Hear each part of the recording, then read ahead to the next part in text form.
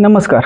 तुम्हाला माहीत आहे का, भारत देशामध्ये आपण एका वर्षभरामध्ये 4 नवरात्री उत्सव साजरे करतो. हे उत्सव कोणते आहेत त्याबद्दलच आता आपण जाणून घेणार आहोत.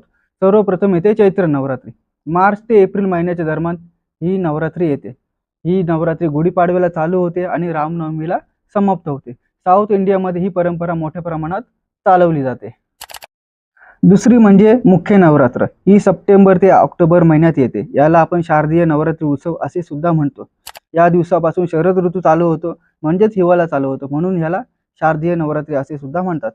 या दिवसात दुर्गेच्या विविध नवरूपांची पूजा केली जाते, म्हणूनच याला आपण घटस्थापनेला आपण याची सुरुवात करतो आणि दसऱ्याला समाप्ती करतो. याच्या नंतरच्या 2 नवरात्री आहेत, त्यांना गुप्त नवरात्री म्हणून ओळखले जातं. तंत्र साधना करणारे जे व्यक्ती आहेत त्यांच्यासाठी ही खास नवरात्री ओळखली जाते. तर तिसरी नवरात्री आहे आषाढी नवरात्री. याला शांकभारी नवरात्र असं सुद्धा म्हणतात.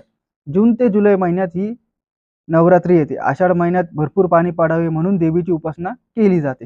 चौथी आहे माघ नवरात्री. जानेवारी ते फेब्रुवारी महिन्यात ही नवरात्री येते. या नवरात्रीचे विशेष म्हणजे नकारात्मक ऊर्जा काढून आध्यात्मिक ज्ञान मिळवण्यासाठी या नवरात्रीमध्ये तपश्चर्या केली जाते.